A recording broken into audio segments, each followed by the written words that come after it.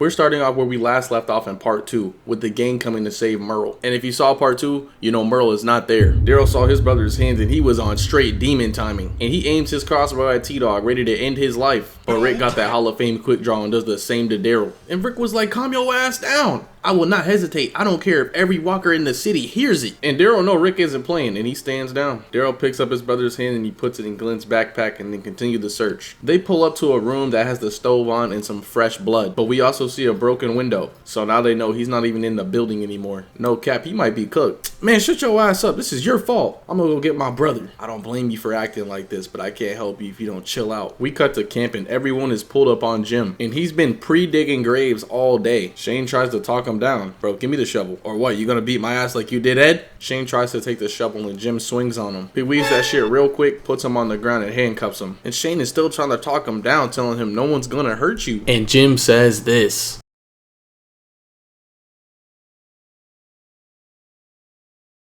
The two boys have said it 100 times. And we find out the only reason Jim is alive is because walkers were too busy eating his family. So basically, he's been crashing out over the death of his family and now he has PTSD. But I ain't gonna lie, that causing you to pre-dig graves is crazy work. We're back on the squad in the city and Glen is explaining his plan to get the bag of guns. They split up into two groups, Glen and Daryl and T-Dog and Rick. Glen goes to get the bag of guns while Daryl covers him. He gets snuck and this dude starts screaming a Udemy like he an animal who need help and go Diego go.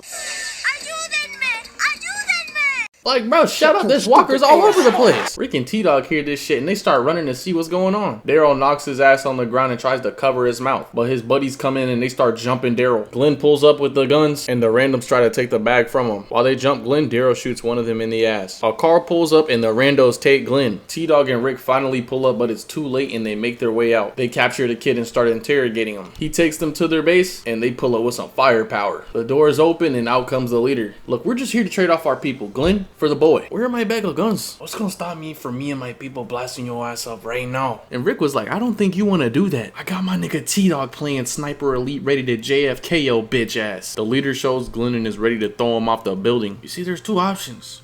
You give me my bag of guns and Miguel, or you come back ready to fight. So they leave to come up with a new game plan. Daryl tells Rick they need the guns and that Glen isn't worth it. And Rick explains to Daryl that he just can't leave Glen. He saved his life. You really finna hand over the guns? I didn't say I was. Rick says that they can go back to camp and he'll do this himself. But Daryl and T-Dog some real ass niggas and they go with him. They pull back up to the enemy base. I see my guns, but they're not all in the bag. That's cause they're not yours, fool. You have your man, I want mine. And the boss starts saying some crazy ass shit. Starts talking about how he's gonna feed Glen to some dogs. But as we all know by now, Rick does not play that shit. Are you willfully deaf?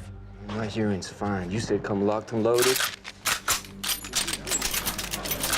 Okay, then we're here. Woo! Bro is too clean, that's what I'm talking about. Rick and his squad pulled up, looking like the Straw Hats coming to save Robin. Ready to turn this shit into Ennis Lobby. That's why he's the GOAT!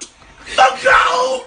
And out of nowhere, Felipe grandma pull up talking crazy. No, please don't take Felipe. And she thinks that Rick is trying to arrest her grandson. We're just looking for our friend. I take you to him. And as they walk around, they see old people all over the place. And we find out these people ain't even a gang. They're just good people taking care of old people. And they were bluffing about sliming out Glen. Rick hands over the gun so these people can defend themselves. And they head back to the car, but their car's not even there anymore. They assume that Merle took it and he's probably heading back to camp for some revenge. So they run back, and while they do that, everyone at camp is chilling, enjoying dinner. Well, everyone but Ed. He's asleep. Suddenly he hears a sound. I thought I told y'all to leave me alone.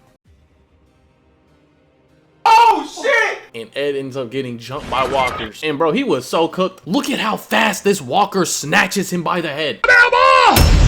He stood no chance. We see Andrea's sister walking out of the van and boom, she gets bit. Everyone else finally catches on what's going on and they start to fight back. And goddamn, Andrea's sister got another chunk taken out of her. Bitch, move! Jim takes out the zombie and Andrea's sister is cooked. Everyone starts heading for the RV and Rick and his squad finally pull up and they clear out all the zombies. And Jim was like, damn.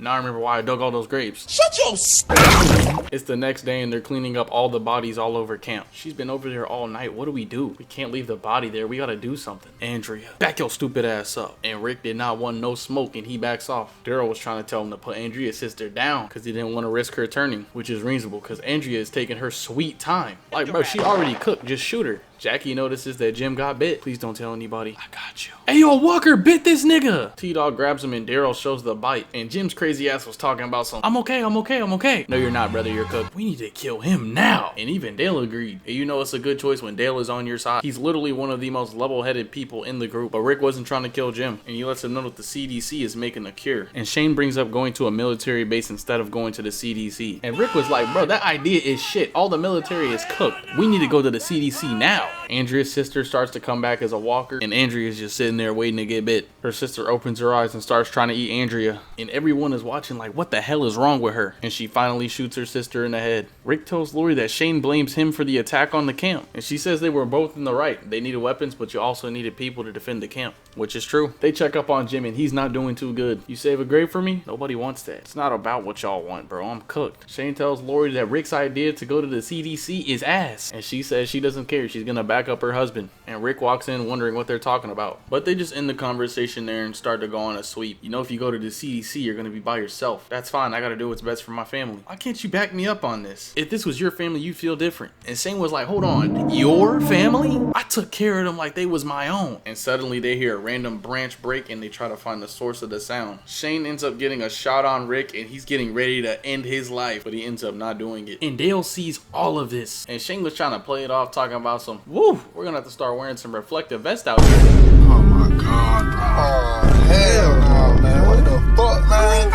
Bro obviously had the intent to kill. Look at the look in his eyes. That's pure evil. Shane tells everyone that he trusts Rick and wants to go to the CDC, and that everyone who agrees can come with him and Rick to the CDC. Rick wakes up in the morning to tell Morgan they're going to the CDC, and Merle says him and his family are not going. Rick and Shane give him and his family guns and ammo, and everybody heads out. The RV ends up breaking and now they're stranded. Hey, this nigga Jim is cooked. And Rick goes to check on him. We'll be back on the road soon. It's too late for me, man. Just leave me. I'm cooked. And Jim tells Rick one more time to just leave him. Rick tells everybody else this and they all agree to leave Jim. We cut and we see a scientist who's at the CDC right now. And he's running tests on infected DNA. He accidentally spills some acid and gets it on his suit. So he has to go into the shower and get cleaned off. And the lab does a deep contamination, which destroys the samples. Yeah, I ain't gonna lie, I just destroyed the samples. So no cure, we're all cooked. They pull up to the CDC and there's nothing but bodies everywhere, and they make their way through. I ain't gonna lie, this is such a scary sight to see. Like, bro, a whole area of dead soldiers. These are the people that are supposed to defend us when shit like this goes down. The scientist alarm goes off and he can see the group pulling up, but the doors are locked and walkers start to pull up. The scientist is just watching all of this goes down, and Rick knows he's in there watching, and he starts begging him to let them in. You're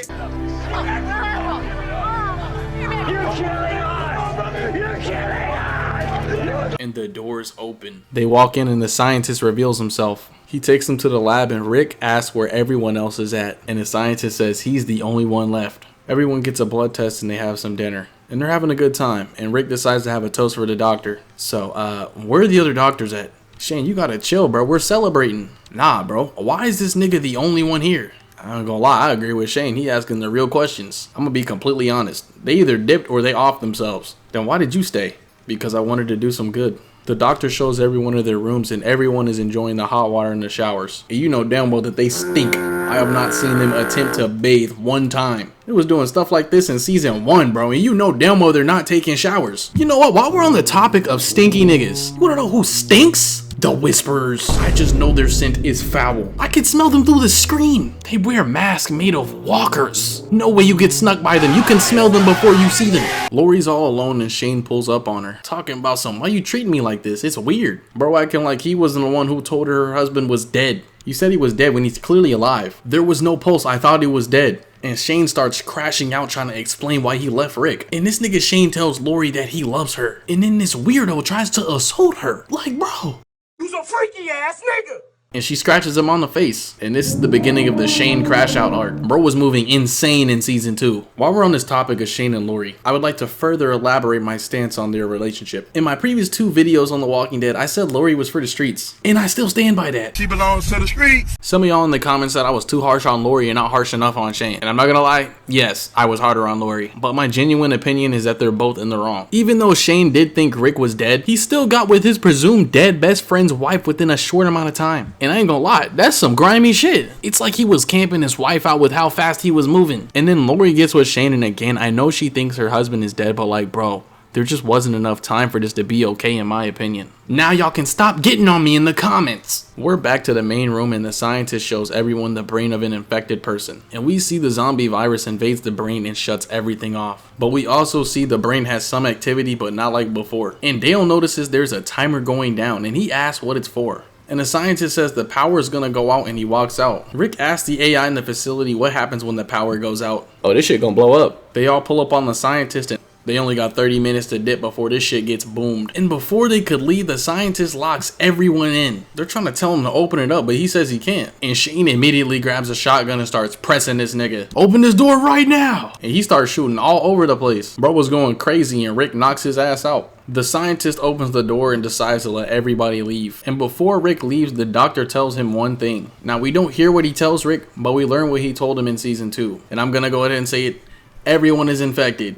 Yes, everyone. But the only way for you to turn is you have to die. So it's bad, but not that bad. And I ain't even gonna lie, you got a higher chance of dying to a human in this show than you are a walker. These things are ass. Everyone but Jackie, Andrea, and the scientist leave. And Dale stays back to try and talk Andrea out of staying. And this nigga Dale was like, if you're gonna stay and off yourself, I guess I'm just gonna do it too. You know, I don't want to face what's outside alone. Brother, what exactly do you mean alone? You got a whole group. Dale's plan works and they escape the building. Jackie holds hands with the scientist and the CDC goes boom. They all drive off and that's the end of season 1. I really like season 1. It's just a vibe. I like the idea that they don't have any idea what a zombie is before the infection. I find it really interesting how they navigate the world after the outbreak because they don't have anything to go off of. No comic books, no video games, no movies, just themselves. Season 1 of this show is just absolute cinema. And now that we're wrapped up with season 1, you already know season 2 is coming up next. So y'all be patient, bear with me.